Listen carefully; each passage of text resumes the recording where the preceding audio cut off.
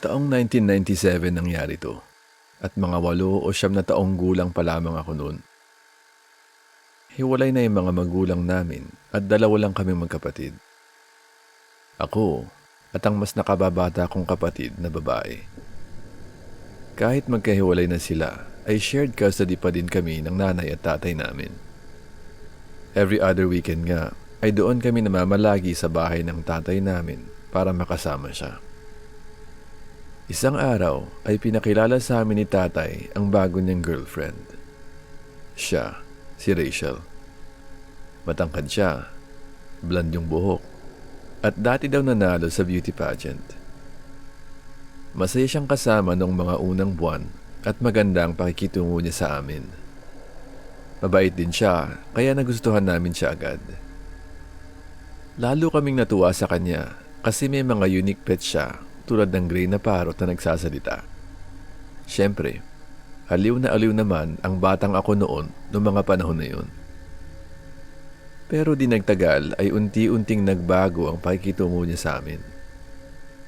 Napansin ko na medyo hindi siya normal. May pagka-weirdo minsan yung pananalita at pagkilos niya. Noong lumaon ay medyo dumalang na ang pagkikita namin sa tuwing bumibisita kami kay tatay. Hanggang sa isang araw ay sinabi sa amin ni tatay na naghiwalay na sila at di na namin siya makikitang muli.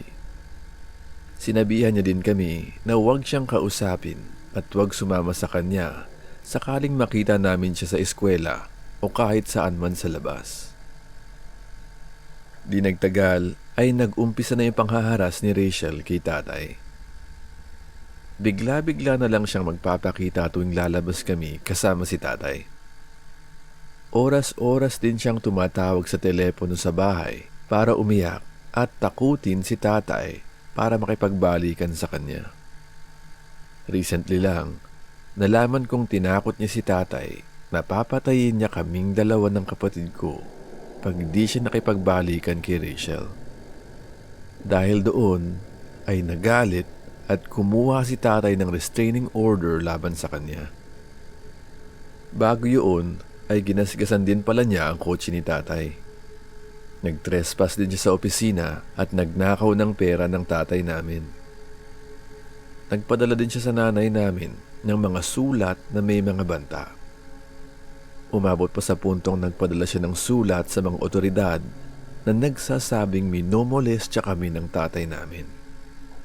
Tandang-tanda ko yun kasi kinausap kami ng masinsinan ni nanay para tanungin kung totoo bang ginawa ng tatay namin yun. Pero syempre, wala naman.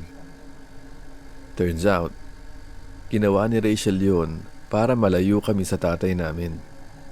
Sobrang nagalit ako noon kasi hindi ako makapaniwala na pati ganoon ay gagawin niya para saktan ng tatay namin. Ang pinakahuling alaala ko kay Rachel ay noong magpapasko. Andoon kami sa bahay ni tatay para magbakasyon. Medyo grande yung bahay ni tatay. 2 floors, tapos may malaking glass na bintana sa living room na mula sa sahig hanggang sa ceiling. Mula sa living room ay makikita yung patio at bakuran na may matataas na halaman sa may bandang dulo. Gabi na noon at wala masyadong ilaw sa labas, kaya halos walang maaninag mula sa loob. Nakaupo ako noon sa sofa na nakatalikod sa bintana habang nanonood kami ng TV. Maya-maya ay may narinig akong kaluskos na parang nanggaling sa bintana. Parang may kumakalmot sa salamin at sinusubukang pumasok. Dumingon ako para tignan kung ano yun. Kumakabog yung dibdib ko noon at tumaas yung balahibo ko. Pakiramdam ko ay may nanonood sa amin ng mga oras na yun. Pero wala akong nakita kasi sobrang dilim nga sa labas at nagre-reflect yung ilaw sa loob ng bahay at yung ilaw ng TV sa salamin. Narinig din ng tatay ko yung kaluskos, kaya tumayo siya para buksan ng switch ng ilaw. Pagbukas ng ilaw sa labas, ay bumulaga sa akin ang mukha ng babaeng nakangiti at pilit sumisilip sa loob. Napasigaw ako sa sobrang takot at nagtakbuhan kami ng kapatid ko papunta sa tatay namin at nagtago kami sa likod niya. Muli akong tumingala para tignan si Rachel. Yung dalawang kamay niya ay nasa magkabilang gilid ng mukha niya. Parang yung ginagawa ng isang tao pag gusto sumilip sa loob ng sasakyan na may tin. Pilit pa din niyang sinisilip ang loob ng bahay at nakangiti pa din siya. Hinila ko yung damit ni tatay at tinanong ko kung nakalak ba yung pinto. Tandang-tanda ko yung pagbago ng itsura ng mukha ni tatay noong tinanong ko yun, na para bang hindi siya sigurado kung ano ang isasagot niya sa tanong ko. Biglang hinablot ni Rachel yung handle ng pinto at bayolenteng inikot-ikot ito. Buti na lang ay nalak pala ni tatay yung pintuan. Paulit-ulit niyang pinilit sumilip at buksan yung pinto na para bang isang obsessed na tao. Pinatago kami ni tatay sa isang sulok at sinabihang huwag aalis doon. Nagmakaawa kami kay tatay na huwag lalabas at baka may tinatagong patalim si Rachel. Binuksan ni tatay ng kaunti yung pinto at tinanong si Rachel kung ano ang pakay niya. Ngumiti-ngiti si Rachel at medyo nagpa-cute upang kumbinsihin si tatay na papasukin siya sa loob. Siyempre, di pumayag si tatay at sinabihan siyang umalis na bago pa siya tumawag ng pulis. Di kalaunan ay umalis na rin si Rachel. Pero bago yon ay nag-iwan siya ng mga regalo para sa amin. Noong nakaalis na si Rachel ay kinuha ni tatay yung mga regalo at tinapon diretso sa basurahan. Kahit mga bata pa kami noon ay wala sa aming magkapatid ang nakaisip na tanggapin ang mga regalo ni Rachel.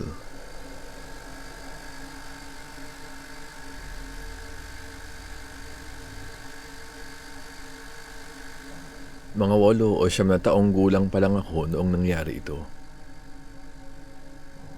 Nakatira kami noon sa maliit na bahay malapit sa isang busy na kalye. 4 kami noon sa bahay. Ang mga magulang ko at yung nakababata kong kapatid na lalaki na 3 taong gulang pa lang. Kapitbahay namin yung landlord namin na si Ray at yung asawa niya. Maganda naman yung pakikitungo nila sa amin at parang kaibigan ang turing nila kay nanay at tatay. Pansin na namin noon na parang may something si Ray sa nanay ko. Di yun masyadong binigyang atensyon ng mga magulang namin kasi mabait nga sila at maganda ang pakikisama sa amin. Wala pang 1 taon mula noong lumipat kami ay naghiwalay si nanay at tatay sa kasamaang palad. 3 yung kwarto sa bahay na yun. Kwarto naming magkapatid, main room para sa mga magulang namin, at guest room. Noong naghiwalay ang mga magulang namin, ay nag-decide si nanay na lumipat sa guest room at ginawa naming toy room ang dati nilang kwarto ni tatay. Madalas kami sa toy room ng kapatid ko. Naglalaro kami doon ng video games at doon din kami madalas manood ng TV. Pag weekend naman ay doon kami natutulog. May 1 buwan na din noong umalis si tatay noong nangyari ito. Biyernes ng gabi yon at nanonood kami ng kapatid ko ng pelikula. Sa kalagitnaan ng panonood namin ay may biglang umaninag na ilaw sa may bintana ng toy room. Nakaupo ako noon malapit sa bintana. At dahil curious na bata ako noon, sinubukan kong hanapin kung saan nanggaling yung ilaw. Hindi siya ilaw na galing sa poste o bumbilya ng bahay dahil hindi siya ganoon kaliwanag. Noong sumilip ako sa bintana, ay wala naman akong nakitang kakaiba. Tinanong ako ng kapatid ko kung ano yung ginagawa ko. Tapos, tumabi siya sa akin. Pagsilip na pagsilip niya, ay umaninag ulit yung ilaw at tinamaan kami sa mga mata. Sa flashlight, galing yung liwanag. Natakot ako noon at di nakagalaw. Feeling ko ay oras yung binilang ko noon. Pero sa totoo ay ilang minuto lang ang lumipas bago ako umupo uli at bumalik sa panonood ng pelikula. Kinabukasan ay binanggit ko kay nanay yung nangyari. Kinausap ni nanay yung isa naming kapitbahay na si Jerry kung may napansin siya kagabi. Ang sabi niya, meron daw. Naninigarilyo daw siya kagabi nang may nakita siyang umaaligid sa labas ng bahay namin. Lumapit daw siya at nakita niya yung landlord namin na si Ray. Noong kinumpronta niya si Ray ay dali-dali itong umalis. Medyo naalarma kami sa pangyayaring ito. Pero hindi ito nireport ng nanay ko kasi wala siyang ebidensya. Lumipas ang ilang linggo nang walang nangyayari. Ngunit di doon nagtapos yun. May isang araw na naliligo si nanay at naglalaro kami ng kapatid ko sa toy room. Kinailangan ko magbanyo kaya lumabas ako ng toy room para katukin si nanay sa banyo. Pero laking gulat ko noong nakita ko si Ray na nakatayo sa labas ng banyo namin na parang hinihintay niya lumabas si nanay. Minitian niya ako at sinabing may itatanong lang daw siya kay nanay. Feeling ko nakaistorbo ako sa plano niya dahil sinabi niyang babalik na lang daw siya uli maya-maya. Nagpatuloy yung ganitong mga pangyayari sa mga sunod na linggo. Uuwi kami galing eskwelahan at makikita naming nakaupo siya sa labas ng bahay namin. Minsan ay bigla-bigla na lamang siyang papasok sa bahay nang walang paalam at di man lang kumakatok. May mga pagkakataon pang ginagamit niya ang master key ng bahay para makapasok kapag nilalak namin yung pinto.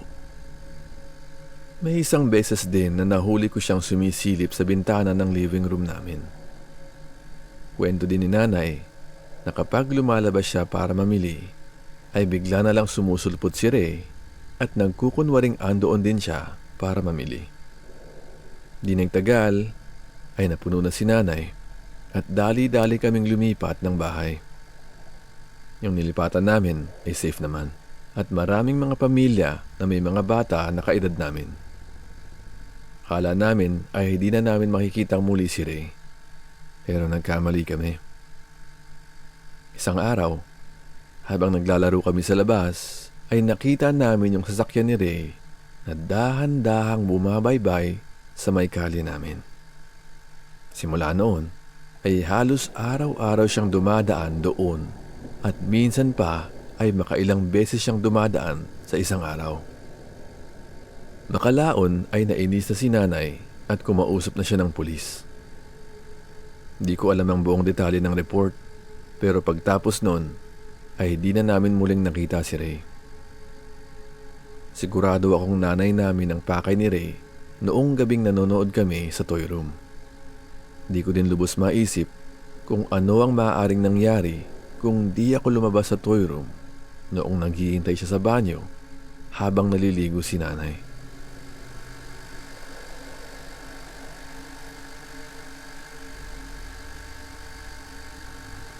May pagka-rebelde ako nung teenager ako. I mean, sino ba naman ang hindi? 90s pa yun, so iba pa yung takbo ng mga bagay. Di pa ganoon ka-affordable yung cellphone at landline yung madalas na gamit ng halos lahat para makipag-usap. Hindi pa rin ganoon kakilala yung internet kaya di ganoon kadali kumunik sa mga tao. Di tulad ngayon, bihira makakita ng computer sa mga bahay. Nakilala ko si John noong umattend ako ng party ng kaibigan kong si Cindy. High school friend si John at yung kuya ni Cindy. Bumisita lang daw siya saglit sa bayan namin at naisipan niyang umattend ng party ni Cindy. Medyo cute siya at parang interesado siya sa akin. Dahil di pa nga uso ang internet noon at wala kaming cellphone, naisip kong baka hindi na kami ulit magkikita pagkatapos ng gabing yun. Pero bago matapos ang party, ay tinanong ni John ang address at landline number namin. 16 lang ako noon, so na-excite ako sa ideya na may mas nakatatandang lalaki na interesado sa akin. Siyempre, binigay ko yung hinihingi niya. Tumawag agad siya sa amin pagka-uwi niya sa kanila. Di nagtagal ay halos linggo-linggo kaming nagpapadala ng liham sa isa't isa. May mga pagkakataon pa nga na higit pa sa isang liham ang natatanggap ko kada linggo. May isang araw na maraming stamp yung natanggap kong liham mula kay John. Sa mga hindi nakakaalam, ang ibig sabihin nun ay galing sa kulungan yung sulat. Ang sabi ni John ay napatrouble daw siya kaya siya nakakulong. Ayaw niyang idetali ang mga nangyari at sinabi niyang hindi siya magtatagal doon dahil inosente siya. Makalipas ang ilang buwan ay nasa piitan pa rin si John. Linggo-linggo pa rin siya sumusulat sa akin. Para di mahuli ng mga magulang, kinukuha ko agad yung liham sa hapon bago umuwi ang mga magulang ko sa trabaho.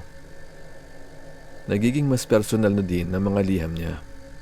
Nagpadala siya ng mga portrait ko na ginuhit niya, mga sinulat niyang tula, at nagkwento rin siya ng gusto niyang buhay. Humingi din siya ng litrato ko. Tapos, humingi din siya ng sexy na litrato ko. Sinasagot ko naman yung mga sulat niya. Yun nga lang, di kasing dalas ng pagpapadala niya sa akin. Isang araw, tumawag sa akin si John at sinabing pansamantala siyang nakalaya pero kailangan niya pa rin pumunta sa korte para umattend ng mga hearing at may tsansang makulong siya ulit. Sinubukan kong alamin yung rason pero hindi niya ako sinasagot. Ang palagi niya nang sinasabi ay inosente siya at wala siyang kasalanan. Dumalas din yung pagtawag niya sa akin. Yun nga lang, ay madalas akong wala sa bahay dahil 17 na ako noon. So, sa gabi siya tumatawag para siguradong sasagot ako. Noong tumagal ay 10 oras na ng gabi siya tumatawag. Pilit niya ding inaalam ang bawat detalye sa mga bagay na ginagawa ko sa bawat araw. Hindi ko siya boyfriend at wala akong sinabi na kami. Nagkikwento pa nga ako sa kanya ng mga lalaking naniligaw sa akin at mga nakadate ko. May isang araw na napagod ako sa pagtatanong niya, kaya nagsinungaling na lang ako at sinabing wala akong ginawa buong araw. Sinabi kong may sakit ako at natulog lang ako sa kwarto maghapon. Nagalit siya at binanggit niya sa akin lahat ng ginawa ko at mga taong nakasama ko. Nagulat ako at nainis, kaya binabaan ko siya ng telepono at tinanggal ang saksak nito para di na siya makatawag ulit. Walang may ibang alam ng mga pangyayaring ito. Hinausap ko si Cindy at kuya niya. Matagal na daw silang di nag-uusap. Magkaibigan sila noong high school pero wala na siyang alam sa buhay ni John ngayon. Wala din siyang ideya sa mga kinwento ko tungkol sa pagkakakulong ni John. Di nagtagal ay kumalat yung kwento sa mga kaibigan ko at sinubukan nilang alamin kung ano ba talaga ang nangyari at sino ba talaga si John. Pero dahil wala pang ang internet noon, ay wala kaming napala. Gabi-gabi pa din tumatawag si John. Hindi ko siya sinasagot at binubunot ko madalas yung koneksyon ng landline para di na siya makatawag. Mabuti na lang at di nakahalata ang mga magulang ko. Kaya ang ginawa ni John ay sumulat siya ng sumulat sa akin. Dinitali niya ang mga aktibidad ko at kung sino ang mga nakasama ko sa araw-araw. Ang halaga ko sa kanya at ang pilit niyang pag-unawa bakit hindi ako sumasagot sa mga sulat at tawag niya. Alam kong wala siya sa lugar namin dahil iba yung mga marka at stamp na nakalagay sa sulat niya. Iba din yung area code ng landline na pinagtatawag niya sa amin. Kaya di ko lubos maisip kung paano niya nalalaman kung ano yung mga ginagawa ko at kung sino yung mga kasama ko. Patuloy ko lang iniiwasan ang mga tawag at sulat niya at nagbabaka sakaling mapapagod at magsasawa din siya. Ayoko talagang lumapit sa pulis hanggat maaari dahil may mga personal na bagay akong nilagay sa mga sulat ko sa kanya at higit sa lahat, ayoko malaman ng mga magulang ko yung nangyayari. Noong malapit na akong mapuno at halos i-report ko na siya sa pulis, ay bigla na lang nahinto ang mga tawag at pagpapadala niya ng liham. Makalipas ang 1 buwan ay nakatanggap ako ng liham na puno ng stamp. Ibig sabihin ay balik-piita na ulit si John. Mahigit 20 pahina ang liham na kanyang pinadala at punong-puno ito ng mga kung ano-anong masasakit na salita at di maintindihang drawing. Sinagot ko ang kanyang liham at nagbantang ire-report siya sa pulis kapag sumulat at tumawag siya sa akin ulit. Sinabi kong ipapakita ko sa pulis, sa warden niya, sa kuya ni Cindy at mga kaibigan niya lahat ng mga liham na pinadala niya sa akin para lalo siyang mabulok sa kulungan. Mula noon ay di na ako muli nakarinig ng kahit ano mula kay John. Di ko din nalaman kung paano niya nalalaman ang mga ginagawa ko. Wala namang kakilala si John sa mga kaibigan ko except kay Cindy. Tulad ng sabi ko, wala akong cellphone noon at di pa uso ang internet. Ni wala kaming computer noon sa bahay.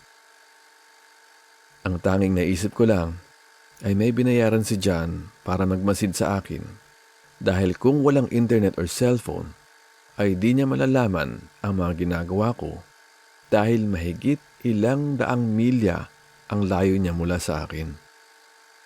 Hanggang ngayon ay wala pa ding alam ang mga magulang ko sa pangyayaring ito.